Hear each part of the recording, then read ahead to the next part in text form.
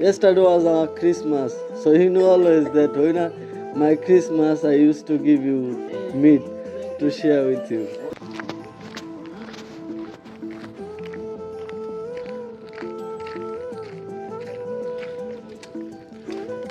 আসসালামু আলাইকুম ওয়া রাহমাতুল্লাহি ওয়া বারাকাতুহু। সবাইকে ঈদ মুবারক।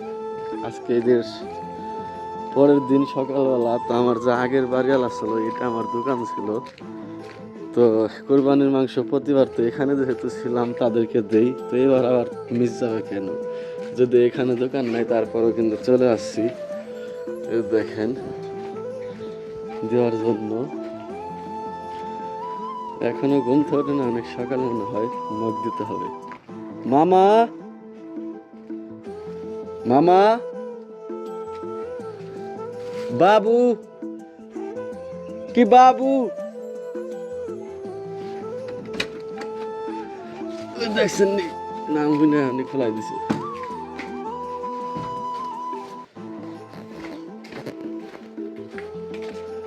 Hello, how are you? Sure.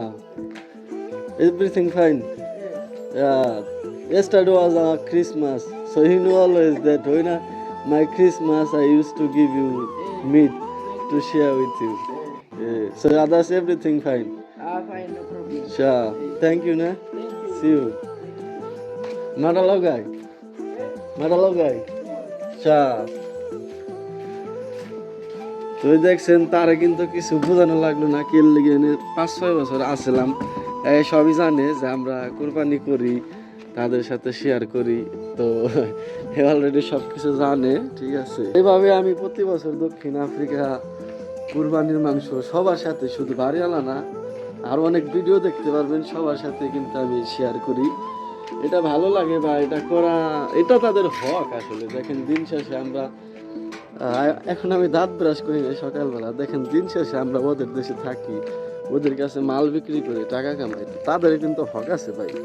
খালি কোরবানি দিলেন, ফ্রিজে মাংস দোকানের ফ্রিজে ভরে রাখলেন, এটা আসলে ভাই কেমন দেখা যায়, একটু মানে বিবেক করে দেখেন। কোরবানির মাংস কিন্তু 3 ভাগের 1 ভাগ নিজে রাখা ঠিক আছে, আর 2 ভাগ কিন্তু আপনার গরিব দুঃখী, তারপরে পাড়া প্রতিবেশী, আত্মীয় স্বজন। তো বাঙালি এখানে তো বেশি একটা বাঙালি নয়, 2-1 জন, তো তাদের জন্য আছে। এখন আত্মীয় স্বজন বা পাড়া প্রতিবেশী বেশি বলতে গেলে কিন্তু তারাই, তো তাদের জন্য কিন্তু দেওয়া লাগে। আমি দেই, আপনারাও দিবেন ইনশাল্লাহ। আর এই ভিডিওটা দেখানোর জন্য না, আমাদের মতো বাঙালি যারা আছে, যারা ওই ফ্রিজে মাংস রাখে, তাদের উদ্দেশ্য বলবো যে আপনাদেরকে মূলত দেখানোর জন্য যে আপনারা অন্তত এই কাজগুলো করবেন। ধন্যবাদ।